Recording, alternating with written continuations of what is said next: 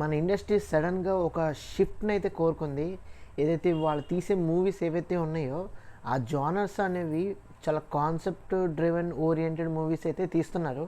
దీనికి తగ్గట్టుగా మీరు చూసుకున్నట్లయితే మ్యాక్సిమం కూడా మీరు రవితేజ గారి విషయంలో అయినా కానీ, నితిన్ గారి విషయంలో అయినా కానీ, విజయ్ దేవరకొండ గారి విషయంలో అయినా కానీ వీళ్ళ మూవీస్ ఏవైతే ఇప్పుడు వాళ్ళ ఫస్ట్ లుక్స్ కానీ, వాళ్ళ యొక్క ఆ గ్లిమ్సెస్ కానీ ఏవైతే రిలీజ్ అవుతున్నాయో అవన్నీ మనం అందరం చూసాం. చాలా ఫెంటాస్టిక్గా విజువలైజేషన్స్ కానీ, ఆ యొక్క పోస్టర్స్ కానీ, ఆ అప్డేట్స్ కానీ, ఆ క్రేజ్ కానీ, ఆ కాంబో ఏదైతే ఉందో ఎవ్రీథింగ్ చాలా హైప్ అయితే క్రేజ్ అయితే బిల్డ్ చేస్తుంది. అంటే ప్రతి ఒక్కరు ఆడియన్స్ మైండ్ని వీళ్ళు ఏ విధంగా మెసేజ్ పంపిస్తున్నారంటే ఆడియన్స్కి ఒకటే, కాన్సెప్ట్ ఓరియంటెడ్ ఏవైతే మూవీస్ వస్తున్నాయో అవి మేము చేస్తున్నాం. ఎందుకంటే ఇలాంటి మూవీస్ ఇండస్ట్రీకి అవసరం. ఏవైతే ఇప్పుడు మీరు పాన్ ఇండియా సినిమాలు ఏవైతే కంటెంట్ ఓరియంటెడ్ మూవీస్ కానీ, action high octane action movies ఏ విధంగా అయితే వస్తున్నాయో, అట్ ది సేమ్ టైం ఒక మీడియం బడ్జెట్లో కానీ, ఒక స్మాల్ బడ్జెట్ మూవీస్ అయినా కానీ కంటెంట్ ఉన్న సినిమాలు ఏదైనా సరే ఇండస్ట్రీ దగ్గర, బాక్స్ ఆఫీస్ దగ్గర ప్రజల మనసులో కానీ సక్సెస్ కొడుతుంది, కలెక్షన్స్ కొడుతుంది, ఒక మంచి ఎప్రిషియేషన్ వస్తుంది. సో ఇన్ని విధాలుగా ఏ సినిమా అయినా సరే ఇండస్ట్రీలో హిట్ అవ్వాలని చూస్తారు. దానికి తగ్గట్టుగానే ఇప్పుడు ఏవైతే మార్పులు చేర్పులు, దానికి తగ్గట్టుగా కాన్సెప్ట్ కానీ, స్టోరీ కానీ, అలాంటి సినిమాలు తీయటం కానీ, ప్రేక్షకుల నుంచి, ఆడియన్స్ దగ్గర నుంచి ఎప్రిషియేషన్ కానీ ఇవన్నీ కూడా ఆ దిశగానే వెళ్తున్నాయి. అంటే ప్రతి సినిమా హిట్ అవ్వాలనే ఉద్దేశంతోనే సినిమాలు అయితే చేస్తున్నారు. మీరు first of all Vijay Deverakonda గారి సినిమా ఏదైతే రణబలి, రౌడీ జనార్దన్ అనేది ఒక అల్టిమేట్ మూవీ, దాని గురించి మనం చేసాం. సో అది కూడా ఫెంటాస్టిక్ మూవీ. దాంతోపాటు రణబలి, ఈ రణబలి సినిమా కూడా ఎక్కువ హైప్ అయితే చాలామంది క్రియేట్ అయింది, క్రేజ్ బిల్డ్ అయింది. ఎందుకు అని అన్నట్లయితే ఇది ప్రీ హిస్టారిక్ ఇండిపెండెన్స్ సందర్భంలో మన ఇండియన్ ఏవైతే ఒక ఎరా ఉందో, ఇండియన్ హిస్టరీ ఎరా ఏదైతే ఉందో దానికి తగ్గట్టుగా రిలేటెడ్ స్టోరీ అయితే ఏదో ఉంచుకొని తీస్తున్నారు. రాహుల్ సంకృత్యాన్ గారి గురించి మనందరికీ తెలిసిందే. శ్యామ్ సింగ్ రాయ్ ఏ విధంగా సినిమా చేసి అద్భుతంగా బ్లాక్ బస్టర్ హిట్ కొట్టారో, అదేవిధంగా మన ఇండియన్ హిస్టరీ గురించి అలాంటి నాటు ఏదైతే ఉందో, అంటే కోర్ ఎమోషన్స్ కానీ, కోర్ వాల్యూస్ కానీ, ఆ కోర్ రా సబ్జెక్ట్ కానీ, ఆ రోజుల్లో జరిగిన ఏవైతే మన ఇండియన్ పీపుల్కి జరిగిన అన్యాయాలు ఏవైతే ఉన్నాయో, బ్రిటిషర్స్ ఏ విధంగా ఇండియన్స్ని చంపి వాళ్ళ మన డబ్బుని, మన ఆస్తిని దోచుకుని వెళ్ళిపోయారో, ఇవన్నీ కూడా చాలా రా అండ్ రస్టిక్గా కొన్ని కోర్ పాయింట్స్ పట్టుకుని సినిమా తీయటం అంటే ఆషామాషి అయితే కాదు. దానికి విజయ్ దేవరకొండ గారిని పట్టుకొని బిగ్గెస్ట్, మన ఇండియాలోని బిగ్గెస్ట్ ప్రొడక్షన్ హౌస్తో, మైత్రి మూవీ మేకర్స్తో సినిమా ఎంచుకుంటాం. కానీ మీకు ప్రొడక్షన్ వాల్యూస్లో పీక్ లెవెల్లో ఉంటుంది. యాక్టింగ్ వైజ్గా కూడా విజయ్ దేవరకొండ గారి పెర్ఫార్మెన్స్ పీక్ లెవెల్లో ఉంటుంది. రష్మిక గారు కూడా చేస్తున్నారు. సో ఆవిడ పాత్ర కూడా ఫెంటాస్టిక్గా అయితే ఉంటుంది. సో ఇంకా చాలామంది యాక్టర్స్ అయితే రివీల్ చేస్తూ ఉంటారు. అవన్నీ కూడా మనం ఫర్దర్గా అయితే మాట్లాడుకుందాం.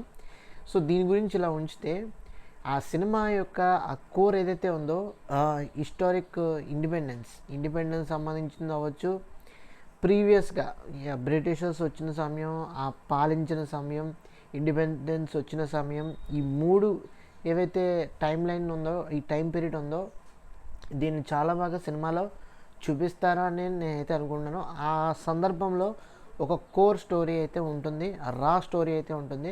అదైతే మనకి రాహుల్ గారు అయితే బిగ్గెస్ట్ స్క్రీన్స్లో విజయ్ దేవరకొండ గారిని పెట్టి చూపిస్తారు. ఈ సినిమా కంప్లీట్లీ మీరు చూసుకున్నట్లయితే మన అందరికీ తెలిసిన చరిత్రే, మన ఇండిపెండెన్స్ గురించి తెలిసిన చరిత్రే. బట్ మీరు బిగ్గెస్ట్ స్క్రీన్స్లో మనం ఏవైతే ఒక బుక్స్ చదివితే వచ్చే విజువలైజేషన్ కన్నా బిగ్గెస్ట్ స్క్రీన్స్లో ఆ విజువలైజేషన్ నిజంగా రియల్గా చూసినట్లయితే ప్రతి డ్రామా, ప్రతి కాస్ట్యూమ్స్ కానీ, ఆ యొక్క మనుషుల యొక్క బిహేవియర్ కానీ, అప్పుడు జరిగిన విషయాలు ఏవైతే బిగ్గెస్ట్ స్క్రీన్స్లో మనం చూస్తున్నామో, నిజం చెప్తున్నాను, మనం నిజంగా ప్యూర్ ఎమోషన్కి అయితే గురవుతాం. ఆ ప్యూర్ ఎమోషన్ మనం రిసీవ్ చేసుకుంటాం ఆ బిగ్గెస్ట్ స్క్రీన్స్లో. సో ఈ సినిమా ఖచ్చితంగా కంటెంట్ ఓరియంటెడ్ మూవీ కింద మనం కన్సిడర్ చేసుకోవచ్చు, అందులో డౌట్ అయితే లేదు. మన హిస్టరీ ఏంటో తెలుసుకోవాలి, మన చరిత్ర ఏంటో తెలుసుకోవాలి, మన ఇండియా అంటే ఏంటో మనం తెలుసుకోవాల్సిన అవసరం చాలా ఎక్కువగానే ఉంది. చాలామంది ఇండియాని పూర్ కంట్రీ అంటారు, కానీ కాదు. ఒకప్పుడు మన India wealthiest country, richest country.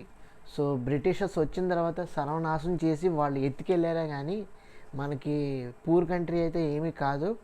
So rich కంట్రీయే. So దానికి తగ్గట్టుగా ఆ స్టోరీ అయితే మనం చూస్తాం బిగ్గెస్ట్ స్క్రీన్స్లో. ఈ జనరేషన్లో ఈ జెన్జీ కిడ్స్కి ప్రతి ఒక్కరికి తెలియజేయాల్సిన అవసరం అయితే చాలా గట్టిగానే ఉంది. వాళ్ళు ఈ సినిమా చూడాలి, దీనికి ఫుట్ఫాల్స్ అనేవి ఎక్కువ రావాలి, దీనికి ఎప్రిషియేషన్ చాలా ఎక్కువగానే రావాలి. మన సినిమా చేస్తే నేషనల్ వైడ్గా కాదు, ఇంటర్నేషనల్ వైడ్గా, గ్లోబల్ వైడ్గా మన సినిమా సత్తా ఏంటో చూపించాలి. అది రాహుల్ గారు అయితే చేస్తున్నారు. విజయ్ దేవరకొండ గారి అనే ఒక పీక్ లెవెల్ పెర్ఫార్మెన్స్తో ఏదైతే యాక్టింగ్ ఉందో, పెర్ఫార్మెన్స్ ఉందో, ఆయన చింపి పాడేస్తారు ఈ సినిమాతో. రణబలి ఖచ్చితంగా రేపు థియేటర్లో రిలీజ్ అయితే మట్టుకి తగలడిపోవటం ఖాయం, మన చరిత్ర తెలుసుకుంటాం ఖాయం. పక్కా దేశాలకి యూకే కానీ, అమెరికా కానీ, ఇలాంటి వెస్ట్ కంట్రీస్ ఏవైతే ఉన్నాయో, ఎస్పెషల్లీ బ్రిటిష్ కంట్రీ, యూకే, వీళ్ళకి బాగా మొహం ముడుచుకునేలాగా సినిమా అయితే వెళ్ళబోతుంది, అది మాత్రం కన్ఫర్మ్. ఇక రెండోది వచ్చేసరికి నితిన్ గారి 36వ సినిమా సైఫై యాక్షన్ ఎంటర్టైనర్ మూవీతో మన ముందుకైతే రాబోతున్నారు. ప్రీవియస్గా తమ్ముడు కానీ, రాబిన్ హుడ్ కానీ అంతగా బాక్స్ ఆఫీస్ దగ్గర అంత పెర్ఫార్మెన్స్ అయితే చేయలేదు. అదొక రియల్లీ సాడ్ విషయం అని చెప్పుకోవచ్చు. కలెక్షన్స్ వైజ్గా కానీ, ఎప్రిషియేషన్ వైజ్గా కానీ అంతగా అలరించలేదు. బట్ ఈసారి నితిన్ గారు ఒక 10 అడుగులు ముందుకే వేసారేమో అనిపిస్తుంది. 1, 2, 5 అడుగులు అయితే కాదు, ఏకంగా 10 అడుగులు అయితే వేశారు. అంటే ఈ సినిమాకున్న, ఈ సబ్జెక్టుకున్న ఆ బడ్జెట్ కానీ, ఆ స్కోప్ కానీ, ఆ స్కేల్ కానీ, యాక్టర్స్ కానీ, టెక్నీషియన్స్ కానీ చాలా హ్యూజ్ లెవెల్లో ఈ సినిమాకైతే అవసరం అవుతారు. ఎందుకంటే ఇది ఒక బిగ్గెస్ట్ బడ్జెట్ మూవీ అయితే అవుతుంది. సైఫై అంటే అలా ఇలా తీస్తే ఆడియన్స్ ఈ రోజులో సాటిస్ఫై అయ్యే విధంగా అయితే లేరు. సో డెఫినెట్లీ నితిన్ గారు ఈ సినిమాతో ఒక స్ట్రాంగ్ సాలిడ్ కంబ్యాక్ అయితే ఇవ్వబోతారని నాకైతే అనిపిస్తుంది. ఎందుకంటే మీరు ఏ హీరోని చూసుకున్నా కానీ, ఏ సినిమాలు చూసుకున్నా కానీ, ఈ రోజుల్లో ఉన్న యూత్ ఎవరైతే ఉన్నారో వీళ్ళందరికీ కంటెంట్ ఓరియంటెడ్ మూవీస్ కావాలి, కొత్త రకమైన సినిమాలు కావాలి, మేము వాటిని ఎంజాయ్ చేయాలనుకుంటున్నాం. ఏవైతే ఓటీటీలో ఆ వరల్డ్లో దొరికే ఏవైతే ఒక బ్యూటిఫుల్ ఏదైతే ఆ మూవీస్ ఉన్నాయో, ఆ వరల్డ్ ఏదైతే ఉందో, ఆ వరల్డ్ బిల్డింగ్ కానీ, ఆ యొక్క డీటెయిల్స్ కానీ, ఆ యొక్క మూవీ మేకింగ్ విషయంలో కానీ, ఫిలిం మేకింగ్ విషయంలో కానీ ఏవైతే ఒక హై స్టాండర్డ్స్ కనబడుతున్నాయో అదే లెవెల్లో మన తెలుగు ఇండస్ట్రీలో రావాలి, మేము చూడటానికి రెడీ అని ప్రతి ఒక్కళ్ళు కోరుకుంటున్నారు. దానికి తగ్గట్టుగా నితిన్ గారు అయితే ఈ సైఫై జానర్ ఉంచుకున్నారు కాబట్టి, యాక్షన్ ఎంటర్టైనర్ జానర్ ఉంచుకున్నారు కాబట్టి ఖచ్చితంగా ప్రతి ఒక్కరిని కూడా ఎంటర్టైన్ చేసే విధంగా అయితే ఉంటుంది, అలరించే విధంగా అయితే ఉంటుంది. నితిన్ గారు మళ్ళీ కమర్షియల్ మూవీస్లోకి దిగుతారేమో, మాస్ మూవీ తీస్తారేమో అనుకున్నారు చాలామంది. ఇంకా పని అయిపోయింది అనుకున్నారేమో, కానీ ఆయన నో బాడీ నో రూల్స్ అనే విధంగా ఒక క్యాప్షన్ ఇచ్చుకొని సైఫై యాక్షన్ ఎంటర్టైనర్ మూవీతో మన ముందుకైతే రాబోతున్నారు. So which is really fantastic. ఇండస్ట్రీకి ఇలాంటి కొత్త రకమైన సినిమాలు వస్తే ఎంతసేపు రెగ్యులర్ రొటీన్ మూవీసే కాకుండా ఇలాంటి సైఫై జానర్లో కానీ, ఇంకా మిగతా ఏవైతే స్పేస్ రిలేటెడ్ కానీ, సైంటిఫిక్ మూవీస్ ఇందాక చెప్పినట్టుగానే మైథాలజీ మూవీస్ కానీ, ఇండియన్ హిస్టరీకి సంబంధించింది కానీ, పొలిటికల్ డ్రామా విషయంలో కానీ, స్కామ్స్, మూవీస్ అంటే స్కామ్స్, మనకి ఆ టాపిక్ రిలేట్ అయిపోతున్నాం. సో ఏదైనా సరే, ఇప్పుడు లక్కీ భాస్కర్ కూడా మనకి ఒక one of the biggest scam మూవీయే కదా. సో ఇలాంటివి కూడా రావచ్చు, కానీ ఆ స్క్రీన్ ప్లేలో మార్పులు చేర్పులు చేసుకున్నట్లయితే ఆడియన్స్కి నచ్చుతాయి.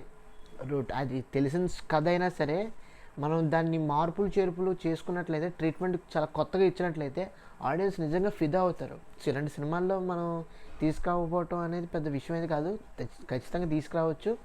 ఆడియన్స్ చూడటానికి ఇంట్రెస్ట్ చూపిస్తారు. సో ఇలాంటి సినిమాలకి ఎక్కువగా ఫుట్ఫాల్స్ వస్తాయి, ఎక్కువగా కలెక్షన్స్ వస్తాయి, ఎక్కువగా ఎప్రిషియేషన్ ఇండస్ట్రీ ఫెటర్నిటీ నుంచి ఖచ్చితంగా వస్తుంది, అది మాత్రం కన్ఫర్మ్. ఇంకా మూడో సినిమా వచ్చేసరికి రవితేజ గారి ప్రీవియస్ సినిమాలు ఏవైతే మనకి అదే సంక్రాంతికి వచ్చిన సినిమా చాలా బాగా ఆడింది, బ్లాక్ బస్టర్ హిట్ అయింది అనుకోండి. బట్ దానికి ముందు ఏవైతే కొన్ని ప్రీవియస్ మూవీస్ ఉన్నాయో అవి అంతగా బాక్స్ ఆఫీస్ దగ్గర అలరించలేదు. సో రవితేజ గారి కెరీర్ ఏంటో నాకు ఏం అర్థం అవ్వట్లేదు. ఆయన విషయంలో నేను చాలా డిసప్పాయింటెడ్గా అయితే ఉన్నాను. ఎందుకంటే రవితేజ గారు అంటే ఎటువంటి బ్యాక్గ్రౌండ్ లేకుండా ఒక సెల్ఫ్ మేడ్ యాక్టర్గా ఆయన ఎన్నో సినిమాలు చేసుకుంటూ సైడ్ క్యారెక్టర్స్ చేసుకుంటూ హీరోగా వచ్చి ఈ రోజున మాస్ మహారాజా అనే ఒక ట్యాగ్ సొంతం చేసుకున్నారంటే రవితేజ గారు అందరి ఇంట్లోనూ ఒక మా ఊడు అబ్బాయి కింద, మా అబ్బాయి, మా పక్కింటి అబ్బాయి, ఈ విధంగా వాళ్ళ బిడ్డగా చూసుకున్న రవితేజ గారిని సో ఎందుకు రవితేజ గారికి సరైన హిట్స్ అయితే లేవని నాకు ఇప్పటికీ అర్థం అవ్వట్లేదు. ఇప్పటికీ కూడా వెంకీలో ఉన్న మీమ్స్ ఏవైతే ఉన్నాయో, వెంకీలో ఉన్న కామెడీ సీన్స్ ఏవైతే ఉన్నాయో మీరు ఎక్కడ చూసినా అవే కనబడతాయి. ఎస్పెషల్లీ ఆ ట్రైన్ సీన్లో నెంబర్ ఆఫ్ సీన్స్ అయితే ఉంటాయి. హీరోయిన్తో అయి ఉండొచ్చు, ఫ్రెండ్స్తో అయి ఉండొచ్చు, బ్రహ్మానందం గారితో అయి ఉండొచ్చు. సో ఏదైనా సరే ఆ సిట్టింగ్ సమయంలో అయి ఉండొచ్చు, ఆ మ్యూజిక్, సౌండ్, బ్యాండ్ సిస్టమ్ ఇవన్నీ కూడా ఉన్నాయి కదా. అది ఇప్పటికీ కూడా ఎక్కడ కూడా మీరు ఇన్స్టాగ్రామ్లో చూడొచ్చు, రీల్స్లో చూడొచ్చు, ఫేస్బుక్లో చూడొచ్చు, రీల్స్లో చూడొచ్చు, యూట్యూబ్లో చూడొచ్చు, యూట్యూబ్ షార్ట్స్లో చూడొచ్చు. ఎక్కడ చూసినా వెంకీ. సో ఆయన కోర్ అనేది కామెడీ, దాంతోపాటు యాక్షన్, ఈ రెండు చాలా పవర్ఫుల్గా ఆయన పోర్ట్రే చేయగలరు. సో అలాంటి రవితేజ గారు ఎందుకు ఆయన సడన్గా సినిమాలు అయితే అవ్వట్లేదు, కిక్ లెవెల్లో సినిమాలు కూడా రావట్లేదు. సో మొత్తానికి ఇప్పుడు ఇరుముడి సినిమాతో రాబోతున్నారు కాబట్టి ఇది కంప్లీట్లీ అయ్యప్ప స్వామి సంబంధించిన ఎపీరియన్స్తో మనకు కనిపించారు, మాల వేసుకుని మనకు చూపించారు కదా. సో ఈ సినిమా ఎలా ఉంటుంది, శివ నిర్వాణ గారు ఆయన దర్శకత్వంలో వస్తుంది ఈ సినిమా. సో ఎలా ఉండబోతుంది అనేది డౌట్. అంటే కొంతమంది అయితే రీమేక్ అంటున్నారు, బట్ రీమేక్ కాదో మనకి ఇంకా అఫీషియల్గా తెలియదు కాబట్టి వాళ్ళు మనకి చెప్పాలి, అఫీషియల్గా మనకి ఏదోటి అనౌన్స్మెంట్ చేస్తారు కాబట్టి అబౌట్ సినిమా గురించి అప్పుడు మనం తెలుసుకోవచ్చు. సో ప్రస్తుతానికి అయితే మటుకి ఇవి అయితే సోషల్ మీడియాలో నడుస్తున్నాయి. బట్ ఇరుముడి సినిమా అనేది బాక్స్ ఆఫీస్ దగ్గర అలరిస్తుందా లేదా అనేది ఒక డౌట్. ఎందుకంటే ఇది కంప్లీట్లీ ఫ్యామిలీ డ్రామా కిందే మళ్ళీ వెళ్తుందేమో. అంటే సంక్రాంతికి వచ్చిన సినిమా ఏదైతే ఉందో అలాగే ఈ సినిమా కొంచెం డిఫరెంట్ స్టోరీ కాబట్టి ఆ ఫ్యామిలీ బ్యాక్ డ్రాప్లో వెళ్తుందేమో అని చెప్పేసి అనుకుంటున్నారు. అంటే రవితేజ గారు సినిమా తీస్తే పవర్ లాంటి సినిమాలు, పవర్ సినిమా తెలుసు కదా చాలా బాగుంటుంది, కిక్ సినిమా కూడా చూసారుగా మీకు, కిక్ సినిమా కూడా చాలా బాగుంటుంది. ఇలా కొన్ని సినిమాలు ఆయనకు ఉన్నాయి. అలాంటి సినిమాలు తీస్తే డెఫినెట్లీ బాక్స్ ఆఫీస్ దగ్గర కానీ ఆడియన్స్ నుంచి కానీ చాలా మంచి ఎప్రిషియేషన్ అయితే వస్తుంది. సోషల్ ఇష్యూస్ మీద రవితేజ గారు చేసిన, చిరంజీవి గారు చేసిన చాలా బాగుంటుంది. సో అలాంటి సినిమా తీసినా బాగుండేది. బట్ ఇలాంటి అంటే రిలీజియన్ తగ్గట్టుగా తీసుకొని ఒక ఫ్యామిలీతో కూడి ఉంటుందేమో అని కూడా ఉంటుంది. But audience maximum family audience అయితే వచ్చి సినిమా చూస్తారు. బట్ మిగతా ఆడియన్స్ అయితే మనం చెప్పలేం కదా, అదొక డౌట్. సో ఏదైనా సరే ఇప్పుడు ప్రస్తుతం వస్తున్న సినిమాలు ఏవైతే ఉన్నాయో విజయ్ దేవరకొండ గారు అయ్యి ఉండొచ్చు, రవితేజ గారు అయ్యి ఉండొచ్చు, నితిన్ గారు అయ్యి ఉండొచ్చు, ఇప్పుడు ఇండస్ట్రీలో కంటెంట్ ఓరియంటెడ్ మూవీస్ మీద బేస్ అయ్యి నడుస్తుంది. సో మనకి టాలీవుడ్ ఇండస్ట్రీ ఇప్పుడు కంటెంట్ మీదే డిపెండ్ అయ్యి సినిమాలు తీస్తున్నారు. మీరు లిటిల్ హార్ట్సే చూసుకోవచ్చు ఎగ్జాంపుల్గా. 2 కోట్లతో సినిమా తీసి 50 కోట్లు కలెక్ట్ చేసింది. ఇంకా స్టిల్ కౌంటింగ్ అనుకోవచ్చు, దానికి వచ్చిన క్రేజ్ అలాంటిది. సో అలా ఏంటంటే ఇలాంటి సందర్భంలో కంటెంట్ నమ్ముకున్నట్లయితే, కంటెంట్తో సినిమా తీస్తే ఆడియన్స్ చూస్తారు, ఎంకరేజ్ చేస్తారు, ఎప్రిషియేట్ చేస్తారు. దానికి తగ్గట్టుగా సినిమా వాళ్ళకి, పీపుల్కి, ఎవరైతే యాక్టర్స్కి, వీళ్ళందరికీ కూడా రెమ్యూనరేషన్ కానీ కలెక్షన్స్ కానీ వస్తాయి. కానీ ప్రేక్షకులకి, ఆడియన్స్కి కావాల్సింది కంటెంట్. సో ఇది వాళ్ళు నమ్ముకుని చేసినట్లయితే ఏ హీరో అయినా సరే, ఇప్పుడు ప్రజెంట్ ఈ హీరోలకి మార్కెట్ సరిగ్గా లేదు బాక్స్ ఆఫీస్ దగ్గర. వీళ్ళు మళ్ళీ ఇంకొకసారి రివైవ్ అవ్వాలంటే ఒక మంచి ర్యాంపేజ్ లెవెల్లో హైప్ కానీ, క్రేజ్ కానీ, అల్లర్లు, ఎలా చెప్పాలంటే ఆ హడావిడి ఉండాలంటే డెఫినెట్లీ కంటెంట్ ఓరియంటెడ్ మూవీసే తీయాలి. సో ఇలాంటి తీసినప్పుడే వీళ్ళకి మంచి సపోర్ట్ కానీ, మంచి హడావిడి కానీ ఖచ్చితంగా వస్తుంది. సో దానికి తగ్గట్టుగా సినిమాలు చేస్తున్నారు కాబట్టి మనకి రేపు ఈ సినిమాలు రిలీజ్ అయినప్పుడు మనకు తెలుస్తాయి ఏ సినిమా ఎలా ఉంటుందో, ఏ సినిమా ఎలా ఆడుతుందో, ఈ కాన్సెప్ట్ అనేది ఏ విధంగా తీస్తారో, మనకి అలరిస్తారో అవన్నీ చూడాలి. సో ఈ మూవీస్ మీద చాలామందికి ఇంట్రెస్ట్ అయితే కుదురుతుంది చూడాలని. సో చూద్దాం ఇవి ఎప్పుడు కంప్లీట్ అవుతాయో, ఎప్పుడు రిలీజ్ అవుతాయో అది ఫర్దర్గా చూద్దాం.